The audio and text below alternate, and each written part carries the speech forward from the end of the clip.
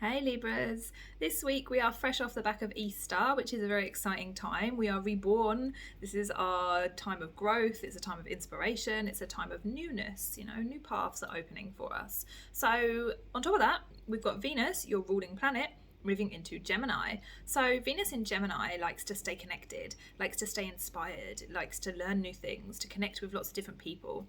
So this week you might find yourself just wanting to connect with people. It doesn't necessarily have to be at that kind of really deep soul to soul level. It could just be like in passing, you're just chatting to random strangers in the shop, or you're just really feeling open to connection this week, and it's a really beautiful thing actually, because it is feeding your soul, it's nourishing you, it's feeding your mind, because with Venus in an air sign, it really is most important for us to connect, whether that is with a person, with an idea, with ourselves, with the world.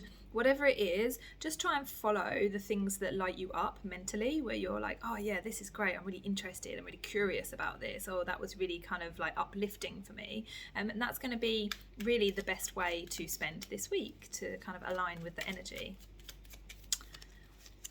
So your cards are the Tower and the Knave of Coins. So here we've got something where you were going to start something. There was like a beginner, something new coming through for you, a project that you were going to start, a job that you were going to start, something here, but that it started to kind of fail, or it started to come down, or it started to not pan out in the way that you wanted it to. And so this is a reminder that sometimes these things happen for our best interest, even though it doesn't feel like it's in our best interest at the time. It just wasn't really something that was going to sustain us. It wasn't something that necessarily was going to be good for us long term. And so actually, for it to come down at the beginning, it's probably a good thing, because it means that you now have space once you are kind of finished, being a little bit in shock from whatever this is.